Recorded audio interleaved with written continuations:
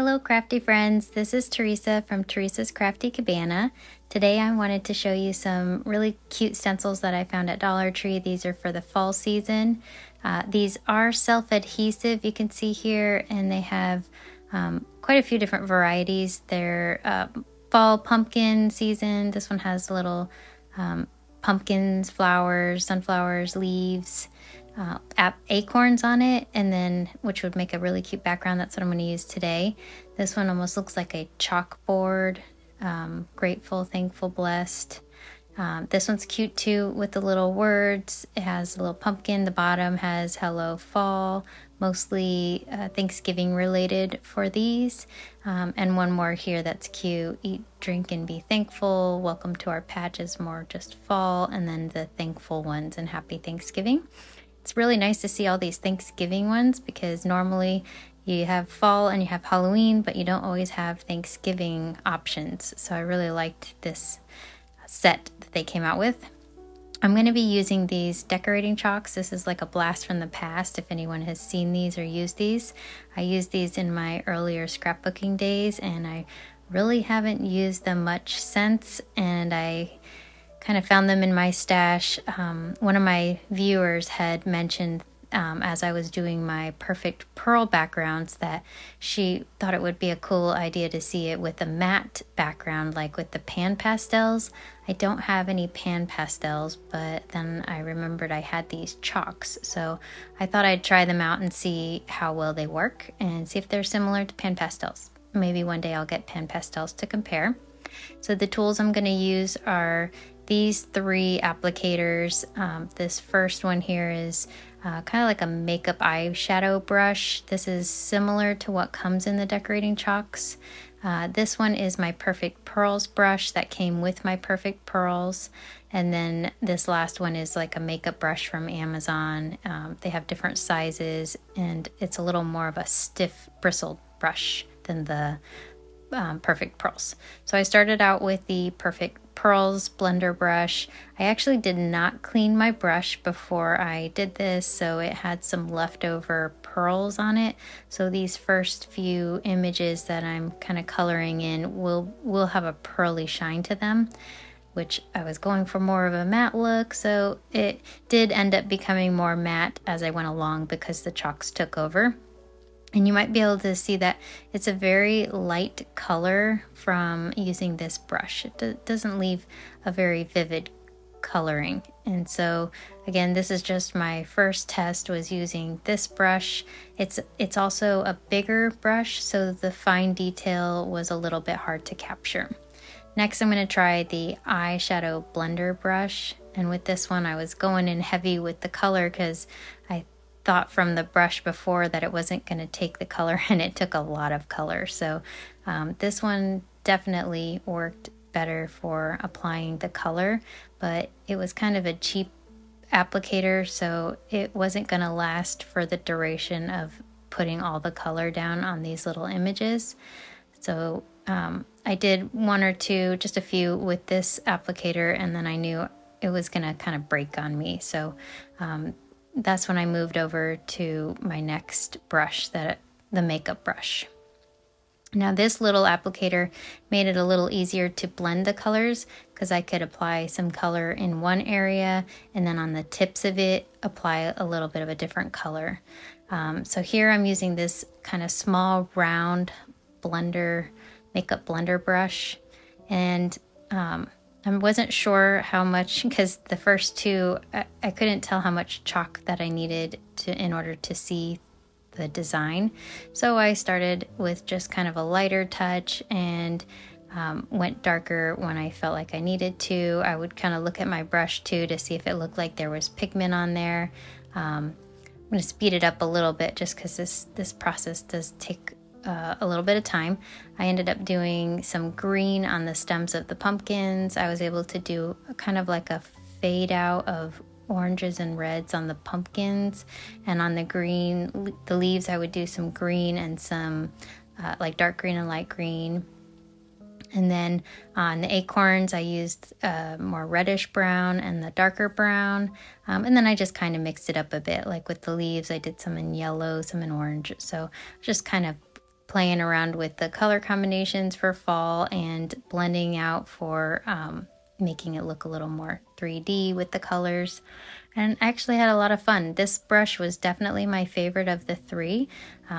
So if you wanted to try something like this, maybe there's a better option out there. If any of you have any suggestions of a better brush option for this, I'm all ears, but of the supplies that I had, these were the three that I thought made the most sense to try this out with. So I'm just gonna let you see the rest of this. It won't take too much longer, but I'll just fill in the design the rest of the way here.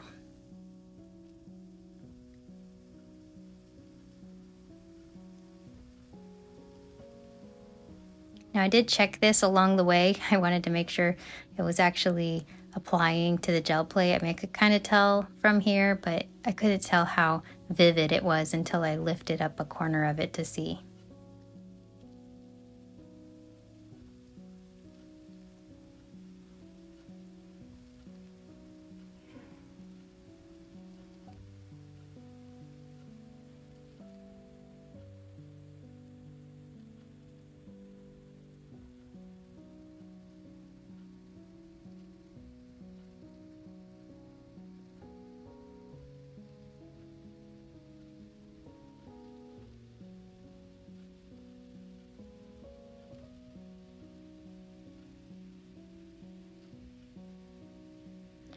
Okay, so that finishes up my design. I got the chalk on all of the little pieces. And actually, you'll notice this stencil, I put it on upside down. That top part is actually the sticky side. I just did not take the backing off. The reason I did that is because on a jelly plate, you want to be able to use the opposite side if you're going to use the ones with words. So this was my test to see if it worked okay, and it did. It worked great. So for me personally, with the way that I'm using it on the jelly plate, I'm just going to leave that backing on it so that the sticky part is still there if I wanted to use it in the future as a regular stencil. So here I'm using a buttercream matte color. So this essentially will be like a matte on matte. The design is matte because it's chalk, and the paint is a matte color. There will be a little bit of shine in those first few that I did from the Perfect Pearls that had like leftover on my brush. But for the most part, it's kind of like a nice matte muted design, and I really liked how this turned out. I had a little bit of black on my gel plate, and it made a little bit of a distressed look, so I like that. So this next paint, I forgot to shake it up, and so I went ahead and left it in because it still made a pretty cool design. It was mostly like, I don't know, the gel part of the acrylic paint. I don't know what that is, but I was able to still use it to pull some of that chalk onto the piece of paper, but it did not leave that gray color just because I forgot to mix my paint. The gray is very unnoticeable.